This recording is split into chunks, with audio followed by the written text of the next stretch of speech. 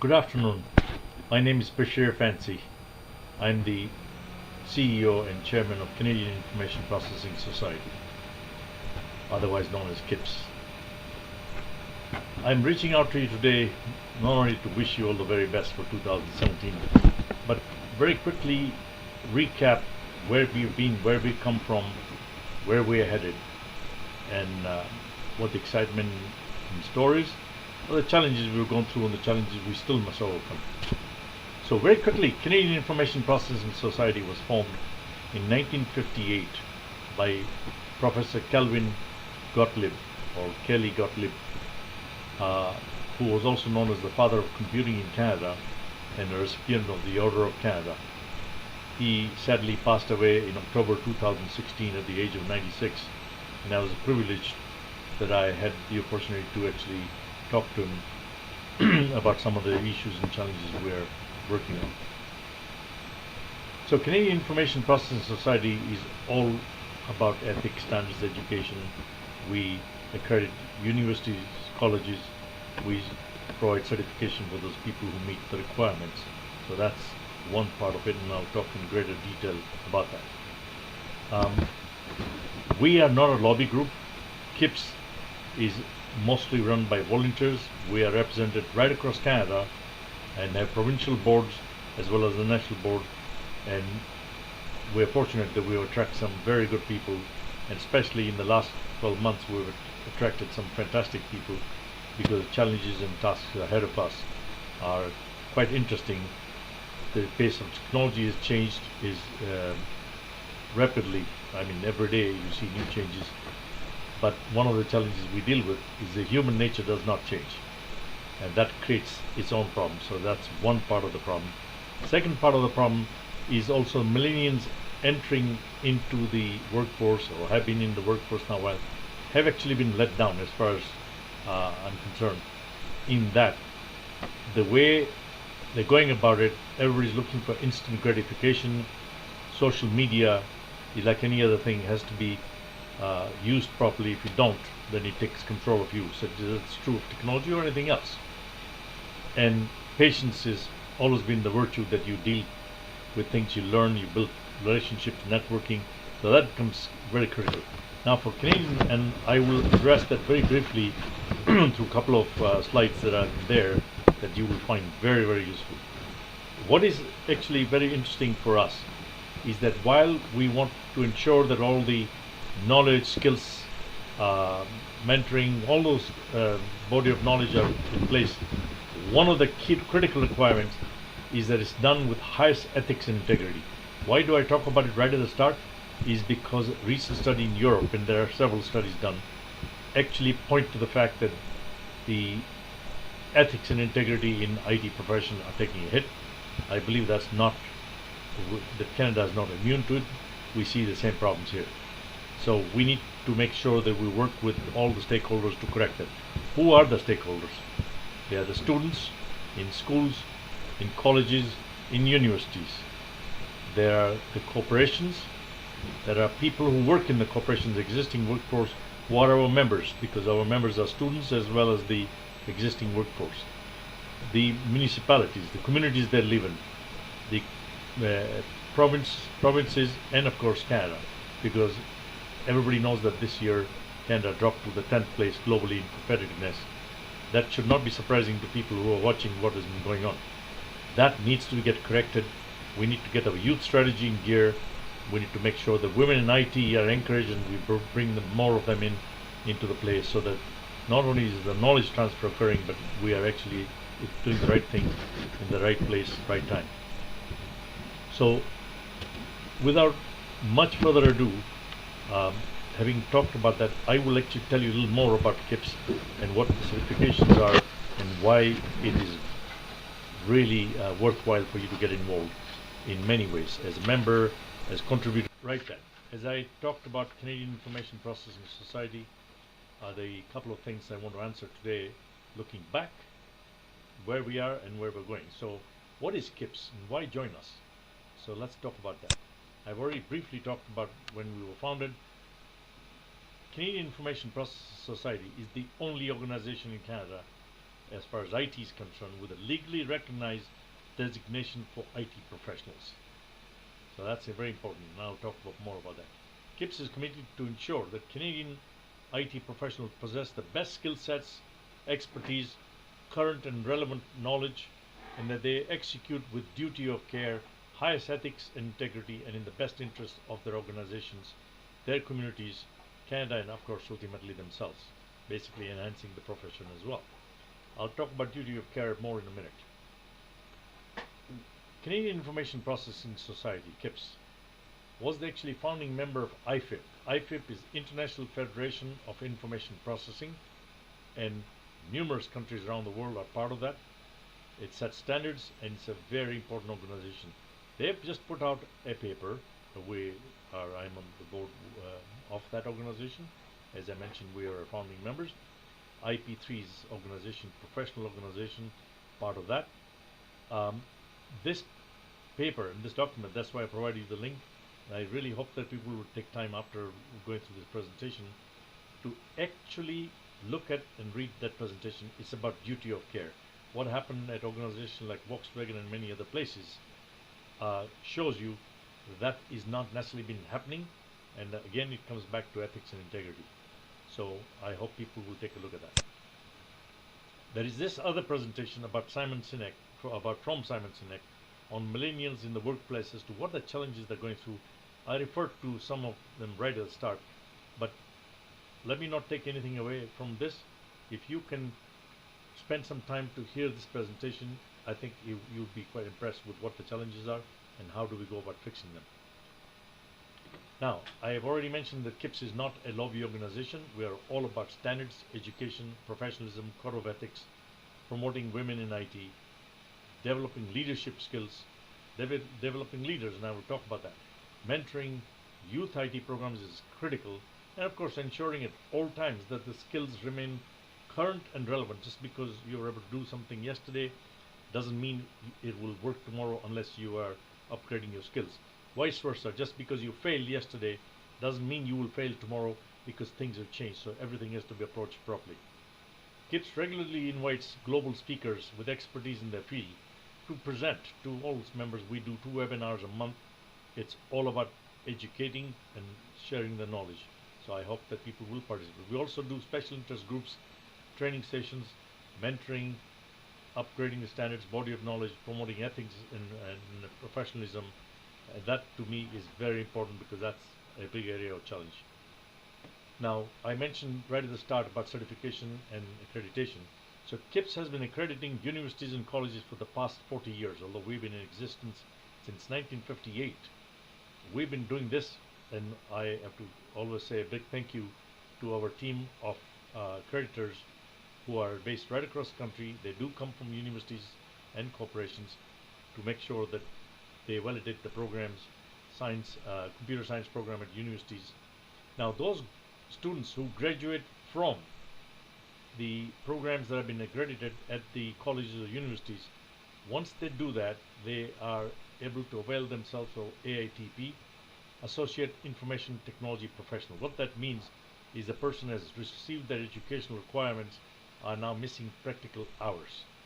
Upon attaining those hours, like any other field, lawyer, doctor, chartered accountant, like apprentice, you are now able to get, and you pass your ethics exam and of course sign the code of ethics, you get ISP. ISP is the one that I was referring to earlier, Information Systems Professional, that is recognized in the Canadian legislation.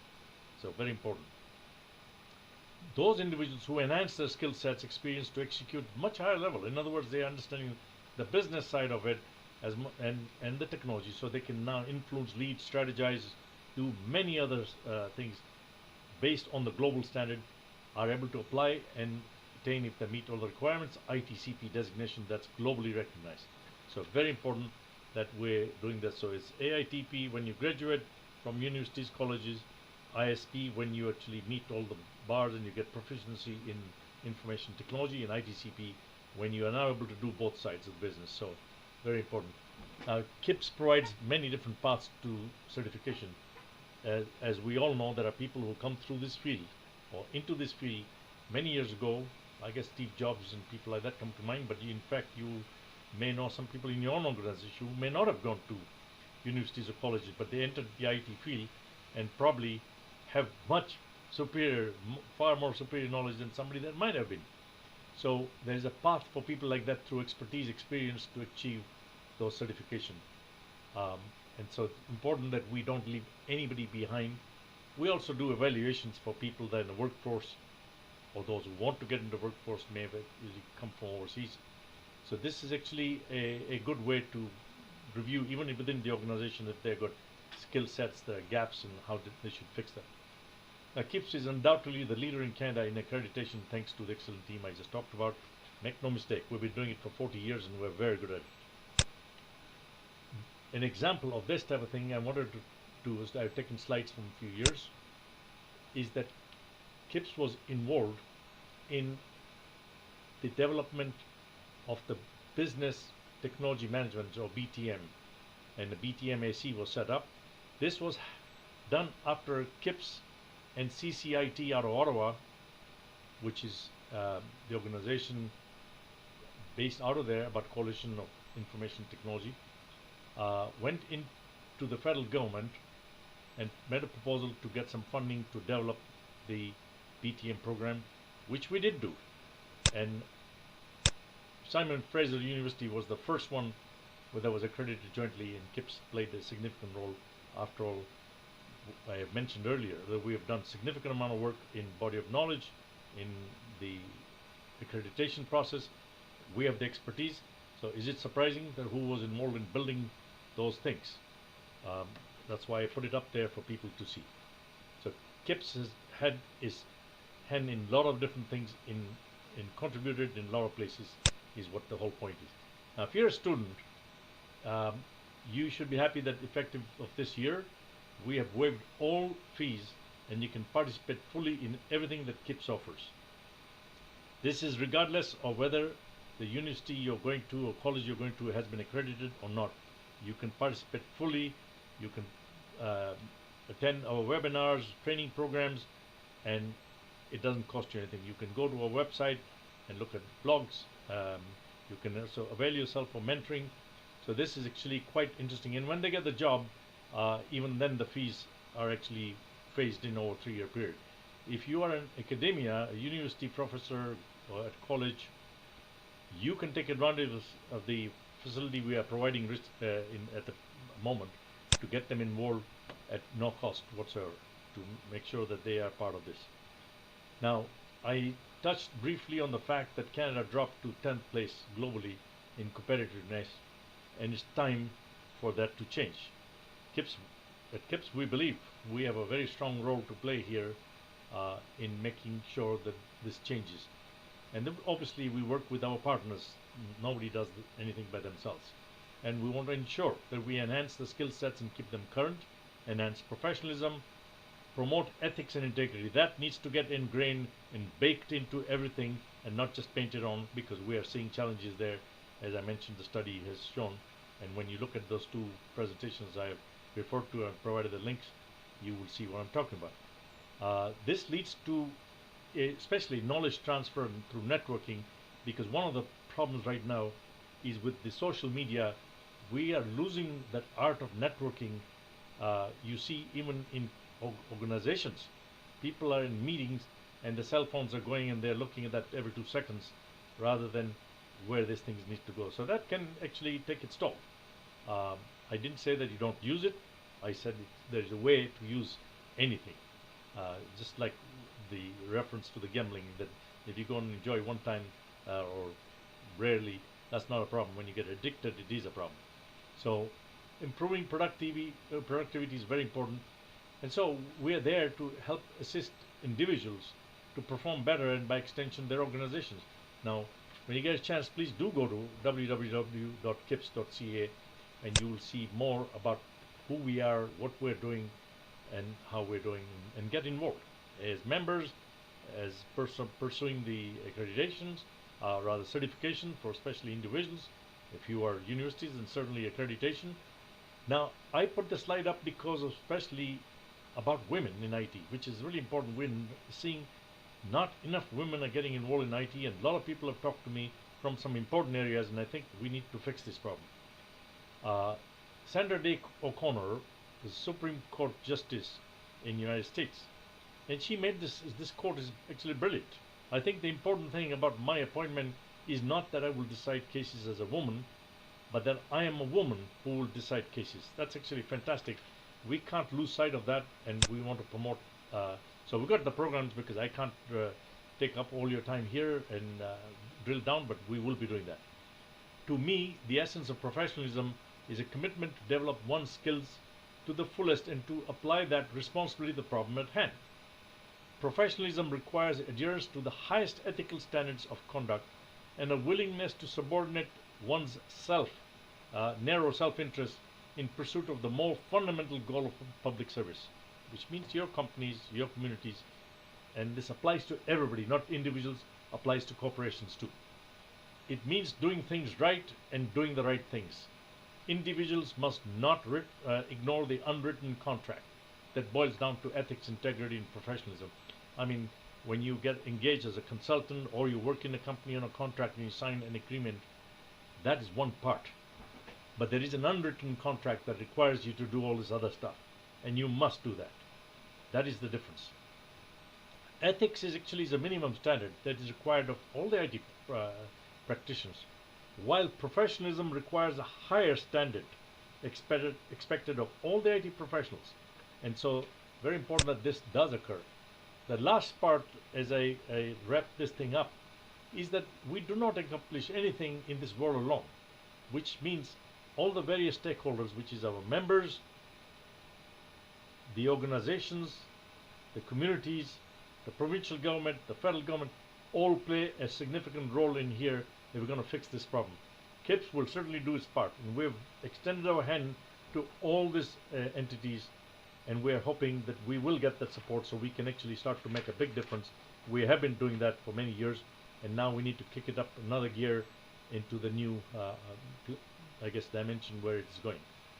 Now, I want to do two things before I let you all head to celebrate into the 2017, is to first and foremost thank each and every one of our members, and especially those who actually contributed to our programs.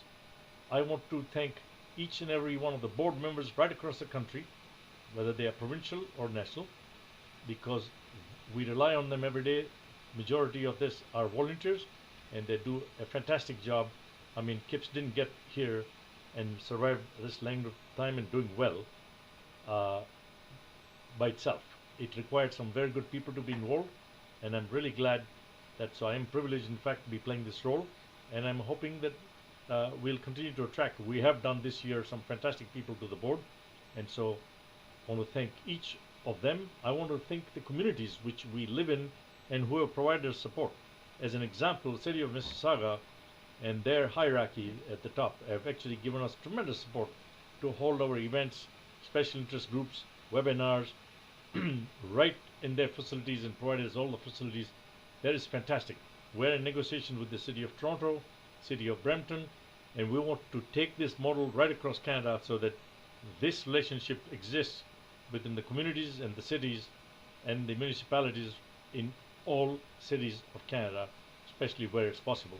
So I want to thank them, and once again, I want to take this opportunity on behalf of every single one at CIPS and the board to wish each and every one of you and your families a very, very happy 2017. I hope it turns out to be a very healthy, successful, and a very prosperous 2017 and beyond.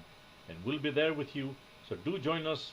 We look forward to working with you and doing whatever we can to help achieve that. All the very best, and a Happy New Year.